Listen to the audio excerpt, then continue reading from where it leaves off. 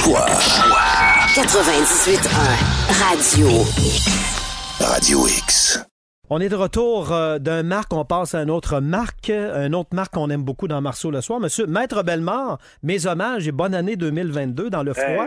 Pareillement, je pense qu'elle va être aussi longue que les autres. Hein? Caroline. 2022, c'est un beau chiffre quand même. C'est presque tous les deux. Là. Alors, le 2 février 2022, ça va être un grand jour. Qui est un mardi. Ouais. Qui est un mardi, fait que c'est ça. En anglais, c'est Tuesday. Comment je pourrais dire ça? La vie est belle, mais mettons que j'ai hâte d'être au mois d'avril. Mais ça, c'est une autre affaire. On va passer à travers les prochains mois, mon cher Marc.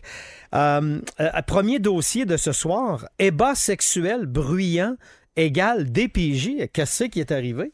Ben, c'est un petit jugement sympathique de la Cour du Québec dont j'ai pris connaissance. Au fond, ce qui est arrivé, c'est que le papa se demandait s'il ne pouvait pas obtenir la garde de sa fille de 10 ans. OK. Et dans le cadre de son témoignage, la petite fille a rapporté qu'à plusieurs reprises, cet homme-là, son père, avait des relations sexuelles avec une dame. Et elle entendait des cris.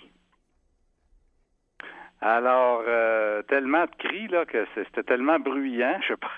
On n'a pas chiffré ça en décibels, là, mais ça devait être aussi...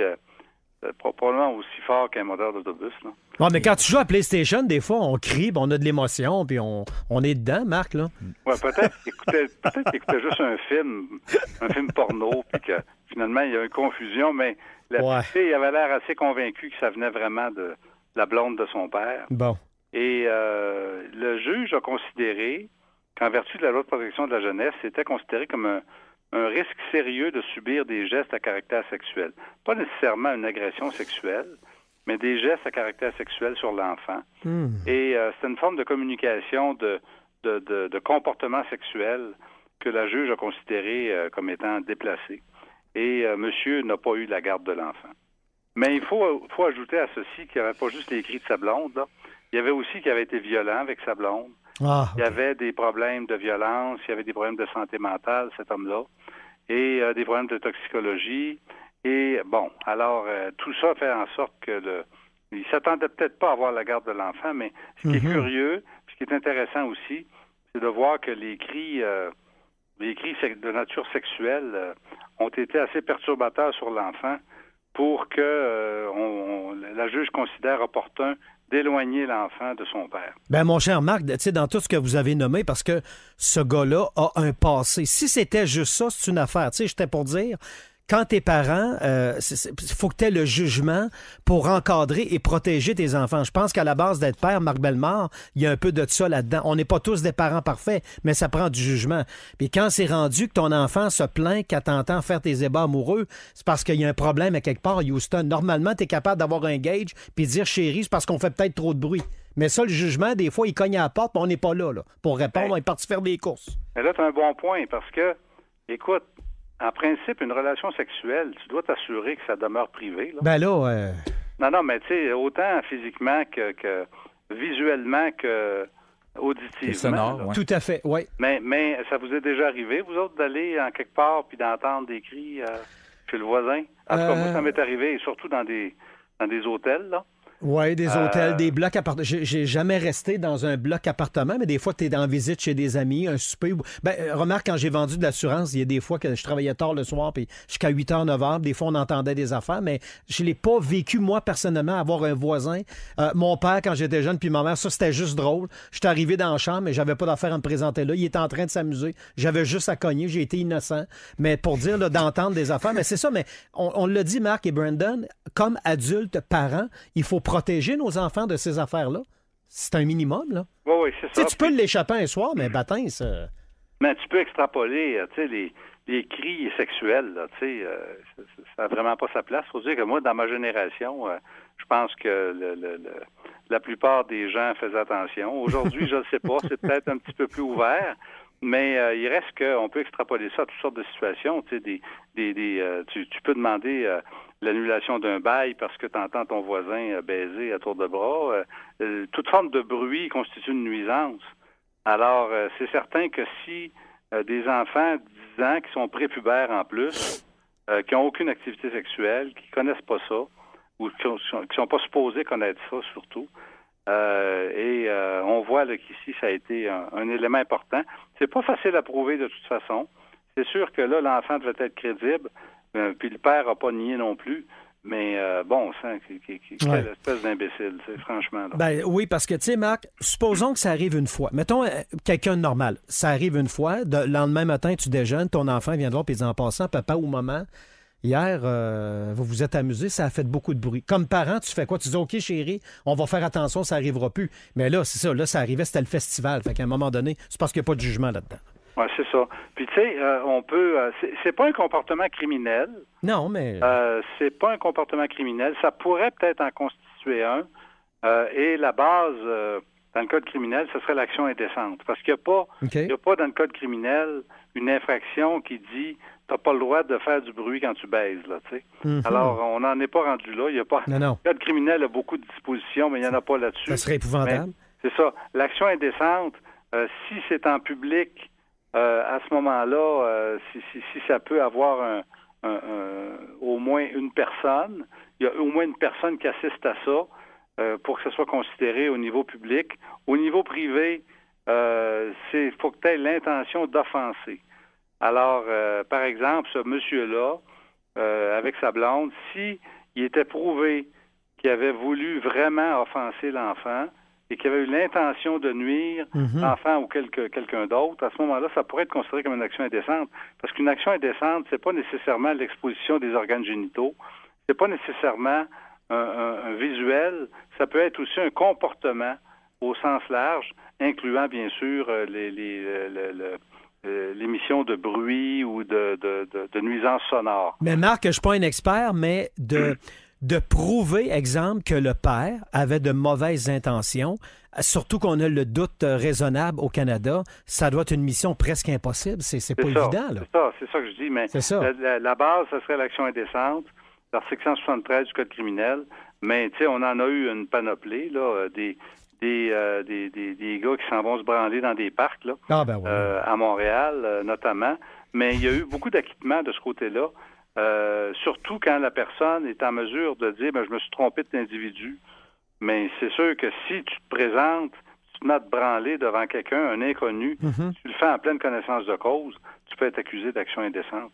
À ce moment-là, en vertu du code criminel, si c'est un événement qui se produit en public, si c'est un événement qui se produit en privé, là on est ailleurs. Là on est ailleurs, il faut que tu aies l'intention d'offenser. Mais ça peut arriver. Des gens, même dans un party privé, qui vont vouloir offenser, qui vont vouloir provoquer et qui pourraient être accusés d'action indécente. Mais on sait que, à part les gars qui se branlent devant leur fenêtre, là, il y a eu des cas de condamnation de ce côté-là. Il y a eu des cas de condamnation dans des parcs aussi. Brandon a une question pour toi, puis j'en ai une autre après ça pour toi. Vas-y, Brandon. Je reviens un petit peu dans le passé, en fait, parce que, M. Bellemare, vous avez dit, avec des bruits, mettons dans un bloc appartement, là, s'il y a trop de bruit, quelqu'un peut résilier son bail. Oui. Est-ce que ça se fait aussi avec la télé, la musique? Oui. Oui, OK. Oui. Et il y a beaucoup de demandes de résiliation de bail qui sont faites au tribunal du logement. Autrefois, on appelait ça la régie du logement. Maintenant, c'est le tribunal du logement. Parce qu'il y a du bruit.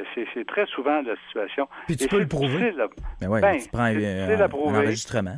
Oui, ça m'est déjà arrivé, moi, de le faire personnellement. Dans un endroit où j'habitais, où il y avait des travaux qui se faisaient dans les espaces autour. Et j'avais pris mon téléphone et j'avais mesuré le son, puis j'avais été capable de capter certains sons. Alors, c'est comme ça qu'on le fait. On peut faire des plaintes de police aussi, parce que les nuisances sonores, les nuisances publiques sont interdites par la plupart des règlements municipaux dans les villes qui permettent là, de déposer des plaintes auprès de la police. Alors, si tu as 3-4 plaintes auprès des policiers, si tu as fait des plaintes auprès du propriétaire, tant mieux si tu as d'autres locataires qui sont également de ton bord, mettons. De ton bord. Mais c'est sûr que c'est pas facile à prouver, mais ça se prouve et il y a des fois là, que tu es complètement excédé et tu as le choix entre monter un dossier solide de ce côté-là ou bien sacrer ton camp et être obligé de payer probablement parce que tu n'auras pas d'argument là, pour quitter les lieux. Quand tu te plains parce qu'exemple, un de tes voisins, donc un autre locataire, t'entend souvent la télé, là, il y a plein d'aspects. Ça peut être parce qu'il te fait chier, ça peut être une chicane de voisins, c'est parce que c'est mal insonorisé, mauvaise volonté, de mauvaise foi, là, je veux dire, le bordel. C'est pas drôle là, quand t'es obligé de te plaindre à ton proprio. Ça va pas être drôle tout le temps, Marc. Puis le proprio, il veut pas perdre il veut pas perdre personne, il veut pas perdre d'argent. Ouais, Il dit non, tolère-les ou mets-toi des bouchons. Mais s'il y en a 4 qui se plaignent sur un 6 logements, il y en a 4 qui se plaignent quand t'as le 208. Il faut faire de quoi, là. C'est ça. M. Moreau, il écoute la grosse musique. C'est ça. Il écoute Metallica un peu fort. Les gens du rock trop dans le piton. Mais tu sais, dans les gestes indécents, Marc, je voulais revenir parce que moi, je me souviens quand j'avais commencé à la radio communautaire, il y a des gens, on avait commencé à faire un dossier sur des bonhommes qui faisaient des gestes indécents dans les vestiaires, dans les douches de piscine. Puis là, il y a des gens qui appelaient puis qui donnaient des exemples. Ça, ça existe encore, puis il y en a eu beaucoup. Moi, là, quand tu as un mélange là, dans le vestiaire où tu peux avoir des adultes et des enfants, en partant, j'ai toujours eu un petit malaise. J'ai été à un endroit dernièrement faire du tennis et il y a des adultes mélangés avec des enfants. Moi, personnellement, je suis peut-être mal fait, là. J'ai bien de la misère à me montrer le cul quand je sais qu'il y a des enfants qui sont dans la pièce. Honnêtement. Mais je suis peut-être mal fait. Mais il y en a il y en a qui se prennent un plaisir à le faire, Marc. C'est ça mon point. Je viens le faux au cul, sans faire de jeu de mots. Une question de discernement aussi. Les hommes, les femmes, des toilettes, des douches, les enfants, etc. Moi, je pense qu'il faut qu'il y ait une étanchéité solide. Mais au moins, si tu as la possibilité, toi, d'éviter d'y aller, tu le sais d'avance. Mais c'est sûr que si tu es en train de prendre ta douche, puis à un moment donné, tu vois une gang de flots de 12-13 ans qui se mettent à courir dans le vestiaire, là, c'est un peu dérangeant. Bon, j'aime mieux puer puis aller chez nous puis me laver chez nous, là, puis au pire aller, je puerai pendant 20 minutes dans mon auto. Oui, c'est ça. Mais si quelqu'un dans un gymnase ou dans un vestiaire se promène à poil dans le but de provoquer et dans le but d'offenser, puis que c'est manifeste, à ce moment-là, tout à fait, on peut faire une plainte à la police. Okay. Et puis, mais c'est de le prouver encore. C'est de le prouver, mais tu peux prendre une photo. Oui, c'est vrai. Tu peux prendre une photo. Si c'est exhibe, mais tu peux prendre une photo. C'est sûr que c'est pas facile. Mais ton témoignage, quand tu fais une plainte à la police, tu dis quelqu'un m'a donné un coup de poing dans la face ou quelqu'un m'a fait trébucher, c'est ta parole contre la sienne tout le temps. Et c'est sûr que les juges aiment mieux avoir 2-3 personnes qui viennent appuyer la même thèse, mais tu peux obtenir une condamnation de nature criminelle contre une autre personne si tu es cru. Tu sais, comme dans le procès de Michel Venn, qui a été condamné pour agression sexuelle, la petite fille de 17 ans, là. Mais c'était elle contre lui, là. Puis, carrément. Alors, il y a des condamnations. C'est sûr que c'est plus difficile. Si c'est arrivé il y a 12, 13 ans, 15 ans, c'est plus compliqué. Mais si c'est récent, t'as pas de raison de penser que tu seras pas cru. Fonce dans le tas, vas-y. Mais Marc, je te lance une question, par Brandon aussi, vous êtes des gars de jugement, là, tant qu'à être là-dedans, là. Je me pose la question pendant que l'on se parle. Comment ça se fait qu'on a accepté et qu'on accepte encore qu'il y ait des vestiaires où les enfants et les adultes peuvent être mélangés? Là, je parle pas de gars-filles, je parle d'adultes et d'enfants qui peuvent être mélangés dans le même vestiaire où tu peux voir le cul d'un gars pour un enfant de 10 ans que tu n'as jamais vu. Il me semble que ce serait pas si compliqué que ça, avoir un vestiaire pour les enfants puis un vestiaire pour les adultes. C'est-tu trop demandé? Oui, non, je suis d'accord. Je sais pas, mais mais des fois, ça prend le parent. Tu sais, l'enfant, dépendamment de l'âge qu'il a, là, ça prend le parent. Oui, mais si le bonhomme, il est là, puis il est à poil, là, vas-tu dire au gars, tu peux-tu t'habiller? Non, mais il devrait... En fait, moi, je pense qu'il devrait peut-être pas avoir de vestiaire séparé, parce que peut-être que l'enfant a besoin du parent. Ce qu'il devrait avoir, c'est des règles. Je comprends ce que tu veux dire. C'est des règles strictes. Ouais, OK. Quand tu sors de la douche, tu as ta serviette autour de la taille en tout temps. Parce qu'il y en a, puis je le répète, puis après ça, je sais qu'on passe à un autre sujet, il y en a qui aiment ça se montrer le cul d'un vestiaire.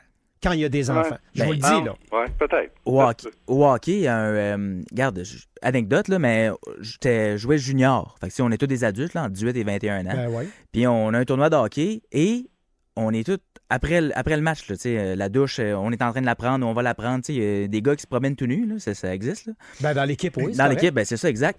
Et là, il y a un père qui rentre parce qu'il est venu regarder son fils jouer et le petit frère aussi. Là, il y a eu un malaise. Ouais. Le petit frère, il a 10 ans, il court partout. Il va s'asseoir à côté de son frère sur le banc, puis les autres à côté sont tout nus. Là, on a un problème. Là. Il suffit juste d'avoir des règles. Bon, il faut gérer ça. Puis il ça. faut faire des plaintes, il ne faut pas se gêner, là, parce qu'il y a des établissements où on ne se soucie pas trop de ça, puis c'est grave. Et voilà. Ben, c'est ça. Là, je parle des cas extrêmes. Il faut que les gens me comprennent. C'est là. ça, c'est ça. Je suis pas innocente en plein. Je prends une pause. Je comprends qu'il y a des cas, mais c'est juste une question de jugement. J'aime ça, tes sujets, Marc. Guillaume le Métis-Vierge, on y va pas que je sais pas comment Jean Perron disait ça. Le dos de la main morte. Le dos de la main morte. Près de 2 millions en diffamation. Le gars, il est pas content, là. Oui, 1,85. Écoute, moi, personnellement, là, je comprends que, tu sais, lui, ce qu'il reproche, au fond, à la presse, aux deux journalistes de la presse, aux deux chroniqueurs, essentiellement, c'est d'avoir rendu public son statut vaccinal. Mm-hmm. Mais, je sais pas, y a-tu quoi de honteux dans ton statut vaccinal? Non, mais tu sais, c'est pas syphilis, là. T'as pas à gonorrhée, là. T'as pas, je sais pas, moi, là, t'as pas de maladie honteuse, là. Ben, quand t'as rien à cacher, t'es pas supposé d'être offensé comme ça. Est-ce qu'il a trouvé que le monde de la presse ont frappé vite et fort? Je le sais pas. Atteinte à sa vie privée. Est-ce que notre statut vaccinal, Marc Bellemare, c'est atteinte à notre vie privée? Oui, le statut vaccinal, c'est privé. OK. C'est aussi privé que le diabète, puis le cholestérol, puis la maladie vénérienne que tu as eue il y a 2-3 ans, puis que l'accident que tu as déjà eu quand tu es tombé en bas d'un arbre quand tu avais 8 ans. Là. Tout ça est privé. OK. Tout ce qui s'appelle médical est privé. Le statut vaccinal, c'est privé. Mais c'est dans la période de pandémie, avec ce qu'on vit depuis mars 2020, c'est un petit peu moins privé. Parce qu'à chaque fois que tu sors, puis que tu rentres dans un restaurant, ben là, on parle d'avant, là, les dernières mesures, là, avec ton passeport vaccinal, ben tu montres que tu as été vacciné. Mm-hmm. Ou bien que tu es un crosseur parce que tu as inventé ça puis tu as fraudé, là. Non, mais c'est un des deux, là. Si tu montres ton passeport vaccinal, c'est parce que tu as été vacciné. Puis en soi, oui, c'est du domaine privé, mais un petit peu moins. Je mettrais un bémol. Mm-hmm. Surtout avec la période qu'on traverse actuellement. Alors, lui, ce qu'il dit, c'est à cause que vous avez fait des articles disant que je n'étais pas vacciné, j'ai perdu des contrats. Ouais. Des bons contrats. Oh oui, il n'a pas perdu non, 20 j'ai piastres. perdu des bons contrats. C'est sûr que le gars, il n'est pas content. Mais comment ça se fait que ça s'est su qu'il n'était pas vacciné? Parce que c'est un homme qui vit à Montréal. C'est un acteur, un animateur, un réalisateur aussi. J'ai appris ça qu'il y avait, je pense qu'il y avait un contrat de réalisation avec District 31. Bon, ben alors, c'est un gars très actif, très vu. Ça fait depuis qu'il est tout petit gars qu'on le voit partout. Exact. C'est un gars respecté. C'est un gars qui a beaucoup, beaucoup de possibilités. Un des plus connus au Québec, on va se le dire. Là, un des plus connus au Québec, de toutes les générations, parce qu'il était tout petit. C'était un ado quand il a commencé à faire de la télé, puis du cinéma. Mais je trouve ça fort un peu, là, de dire que là, on a rendu public mon statut vaccinal.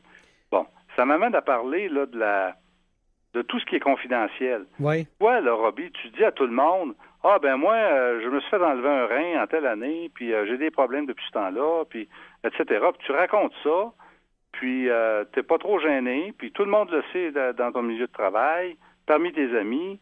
À un moment donné, ça sort public. Mm-hmm. Tu peux-tu dire que c'est encore un secret? Ben non, si j'en ai parlé ouvertement, ben non. Ben, tu sais, c'est ça. Alors, ben là, on parle en ondes, Marc, ou dans les corridors, parce que c'est pas pareil, là. Non, je comprends, mais de façon générale, le gars, il est à Montréal, il a des contrats partout, il est connu,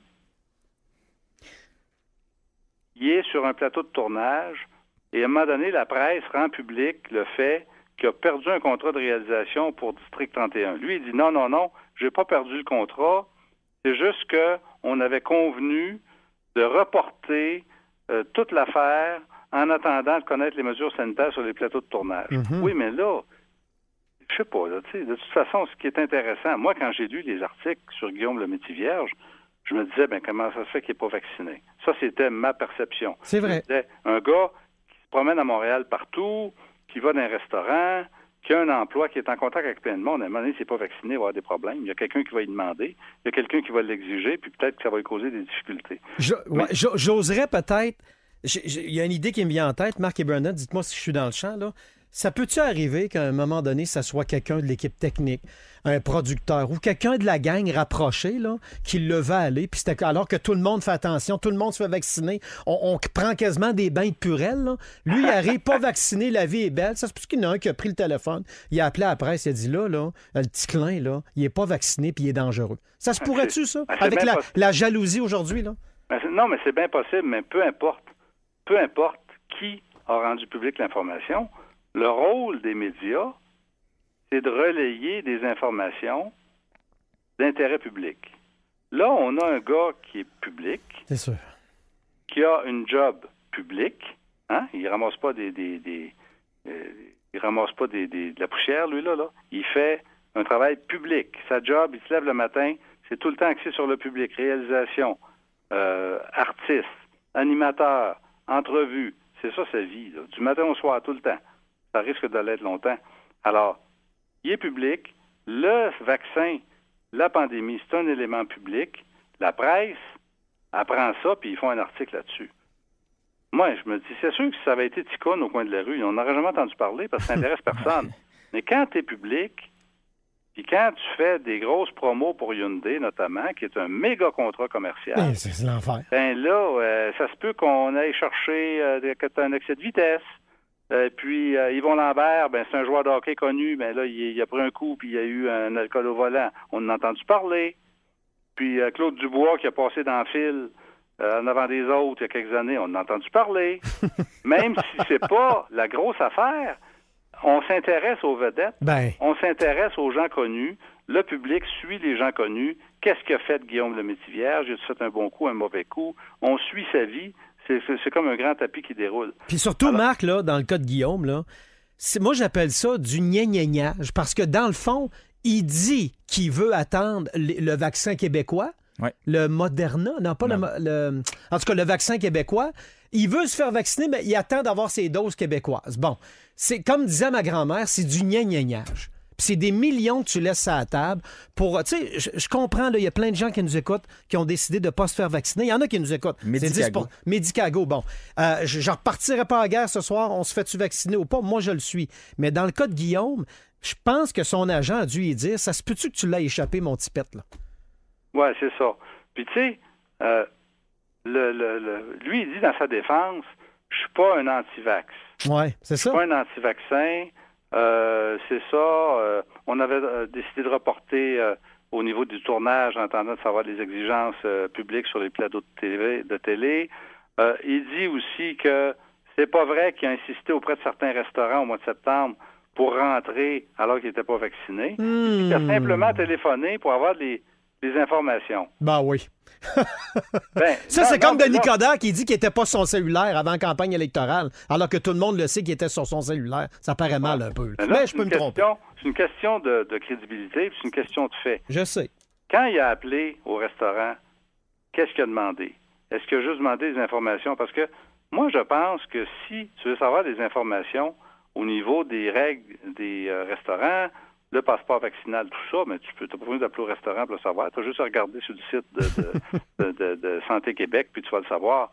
Mais tu as le droit d'appeler pour avoir de l'information. Mais la presse dit qu'il a insisté pour avoir un privilège pour pouvoir rentrer sans être vacciné. Ça reste une question de fait. Mais même si c'était faux, puis même s'il y avait devant le juge une preuve concrète à l'effet qu'il n'a pas appelé pour insister, il a appelé simplement pour savoir... Mais tu sais, si moi j'appelle dans un restaurant connu à Montréal, puis je dis, bon, ben on est 6, là, puis je veux réserver, mais ça prend-tu un vaccin, tout ça, non. Ben si on me dit, on va vous prendre pareil, vous êtes connu, M. Guillaume le Métivierge, ben je vais y aller, tu sais. Mais si on veut pas, puis on dit non, parce que la loi, c'est le contraire, à ce moment-là, ça peut ressembler à une forme d'insistance. Mais de toute façon, rendu là, on a des enfantillages un peu, là, tu sais. Ben, parce que s'il y a, effectivement... il n'est pas vacciné, il y a des problèmes avec ses contrats, il y a des problèmes avec le tournage, la réalisation, l'animation, il y a des problèmes avec les restaurants, puis c'est connu à un moment donné parce qu'il y a quelqu'un qui s'ouvre la trappe et qui dit « Hey, sais-tu que? » Ben moi, je comprends qu'un grand quotidien comme la presse en fasse état. C'est probablement ce qui est arrivé. Soit de la vengeance, de la jalousie ou de l'écœurite aiguë de le voir faire son petit clin. Puis quand je dis petit clin, c'est que je pense pas que Guillaume Lemaitre-Vierge est un petit clin. Je dis qu'il a agi en petit clin. Il veut se faire vacciner, mais il attend le Medicago. Il n'est pas prêt, le Medicago. C'est comme si je disais, moi je suis pas une vedette, mais c'est comme si j'avais dit en ondes, moi, je suis pas vacciné, j'attends le Spoutnik. Je veux une dose russe dans mes bras, mais j'attends. Tu sais, le monde va dire, tu me parles d'un épée. Oui, non, mais oui. Si tu regardes, là, la question du contrat, parce qu'il dit, j'ai perdu beaucoup de contrats, je le comprends, c'est plate, ben oui. C'est certain, mais le contrat qu'il a perdu, c'est pas la presse. Le contrat, là, c'est Hyundai. Or, il ne poursuit pas Hyundai. Ça veut dire que Hyundai sachant qu'il n'était pas vacciné, a considéré que c'était un mauvais porte-parole. Oui. Hyundai, dans ses caractéristiques, dans ses focus group un peu partout, ils se sont dit, on a un beau produit qui s'appelle Guillaume Lemaitre-Vierge. Là, tout à coup, il n'est pas vacciné. Wow! Il y a du monde qui n'aimera pas ça. Mm-hmm. Probablement une majorité de gens qui n'aimeront pas ça, puis qui vont dire, ben là, c'est un mauvais sujet, ou en tout cas, il est moins attrayant comme porte-parole qu'il ne l'était avant, fait qu'on coupe le contrat. Mais si Hyundai a le droit de couper le contrat, sachant qu'il n'est pas vacciné parce qu'il doit avoir des clauses qui leur permettent de résilier un contrat pour toutes sortes de raisons. C'est sûr. Ils vont affecter la personnalité de l'individu. Il s'est fait pogner alcool au volant, il a poussé sa blonde sur un cadre de porte, il est arrivé en retard au travail, il y a eu un accident d'auto, il n'est pas vacciné, il est allé voyager dans tel pays, il appuie tel parti politique. Peu importe, là. Ce qu'ils veulent, eux autres, Hyundai, c'est un porte-parole parfait. Ben, puis les clauses sont dans le contrat. Tu sais, si je suis l'agent ou l'agente de Guillaume, je suis pas content, là. Parce que si le contrat est résilié par Hyundai et que Hyundai n'est pas contesté dans sa décision de résilier le contrat avec M. Lemaitre-Vierge, mais là, que la presse en fasse état de cette résiliation-là, c'est bien correct. Mais Marc, il va arriver quoi en terminant avec la poursuite? As-tu l'impression que il va y avoir une entente hors cours, on n'aura pas les montants, ou tu penses que les gens qui sont poursuivis vont justement mettre le culotte puis ça pourrait être long, selon toi? Je pense que oui. Puis je pense que ça peut se régler hors cours par une somme nominale, pour pas dire modeste, pour pas dire ridicule, mais ça risque de se régler pour des sommes très modestes, parce que, à mon avis, dans le contexte où on vit actuellement, compte tenu de la notoriété de l'individu, de l'aspect public, oui, le vaccin, c'est une information médicale confidentielle. Oui, c'est privé, mais un gros bémol au niveau de la vaccination en période de pandémie actuellement, avec la notoriété de l'individu. Si je regarde tout ça, je pense qu'un juge serait porté à dire que le droit à l'information l'emporte sur les privilèges que M. Lemaitre-Vierge aurait pu avoir. Il a perdu d'autres choses que Hyundai, d'après moi. Je ne sais pas si on peut vérifier, Brandon. Il me semble qu'il a perdu d'autres contrats.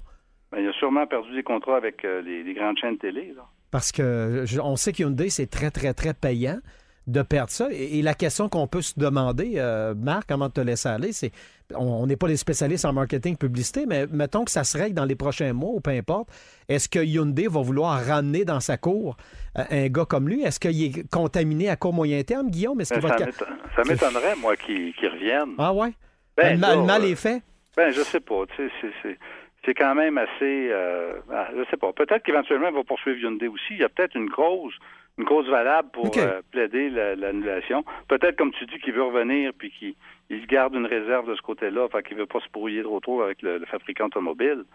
Mais moi, je pense qu'il y a une forme de... Au niveau de par son comportement, il y a eu une forme de renonciation. Puis je pense que le jeu de la presse, c'est de prouver justement que, oui, c'est une information confidentielle, mais du fait de sa notoriété, du fait qu'il en a parlé à plein de monde, du fait qu'il y avait des comptes à rendre au niveau du vaccin avec plein de personnes, notamment les restaurateurs, qu'à un moment donné, inévitablement, il fallait que ça sorte. Okay. Et quand ça a sorti dans l'espace public, ou un peu moins privé, disons, parce que lui-même en a parlé, mais là, c'est devenu plus une information d'intérêt public, puis c'est là que le journaliste a raison de sortir ça. Donc. Marc Bellemare, c'est toujours un plaisir. Une bonne semaine, une bonne année 2022, et vous allez retrouver votre Yann normalement la semaine prochaine. Parfait. Si Dieu le veut. Bon, OK. Sinon, on sera ensemble. Ça marche. Salut. Salut. Bonne soirée.